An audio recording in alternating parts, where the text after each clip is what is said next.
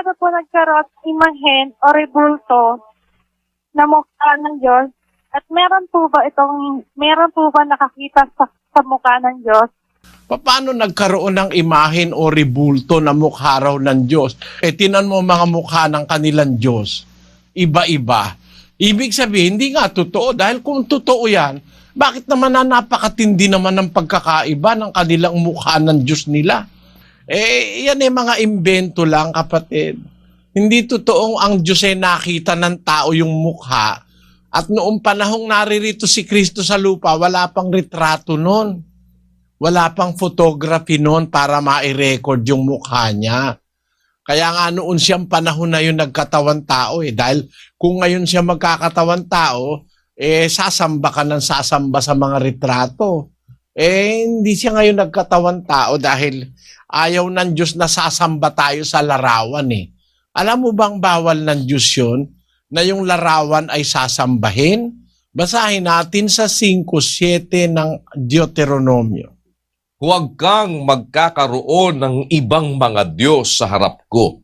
Huwag kang gagawa para sa iyo ng larawang inanyuan na kawangis ng anumang anyong nasa itaas sa langit o ng nasa ibaba sa lupa o ng nasa tubig sa ilalim ng lupa. Huwag mong yuyukuran sila o paglilingkuran man sila, sapagkat akong Panginoon mong Diyos ay mapanibughuing Diyos. Nakita mo, ang Diyos pala seloso. Ayaw niyang lumuluhod ka sa mga rebulto, mga larawang inanyuan, kawangis ng anumang anyong nasa taas sa langit o sa ilalim ng lupa. Huwag mong ipaglilingkuran sila. Huwag mo silang niyuyukuran, sapagkat akong Panginoon mong Diyos ay mapanibughuing Diyos. Yun mismo yung sinasabi sa pasyon Siguro nakakarinig ka, binabasa nila yung pasyon, Sabi dun sa pasyon, tunay maghihinanakit ang Diyos poong marikit, ginto't pilak yamang munti, sa'yo'y di ipinagkait, kay Baal mo pinagsulit.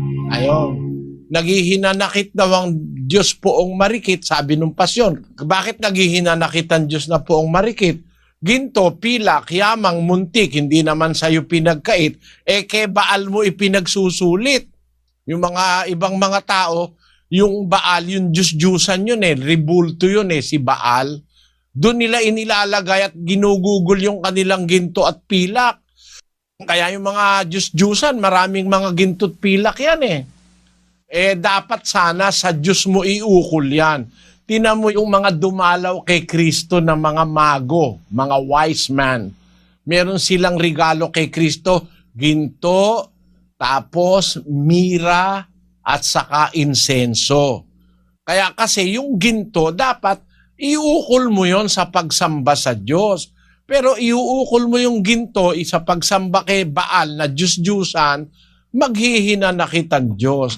Kaya sabi mismo sa pasyon, ay sa Diyos lang tayo dapat luluhod.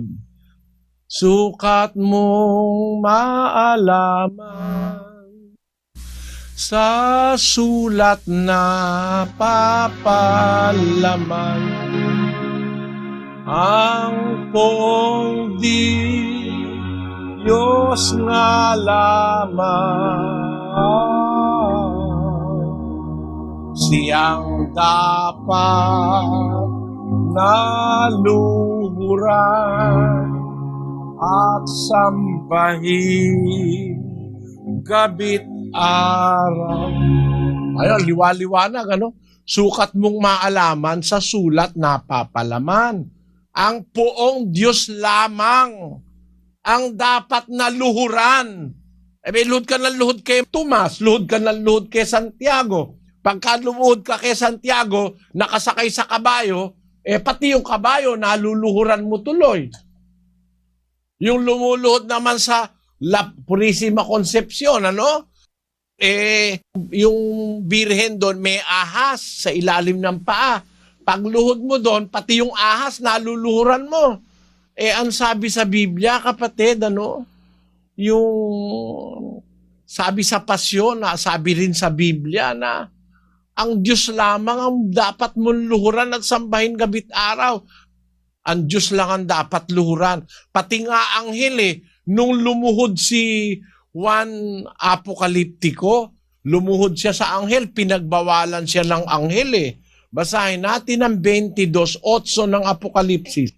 At akong si Juan, ako ang nakarinig at nakakita ng mga bagay na ito.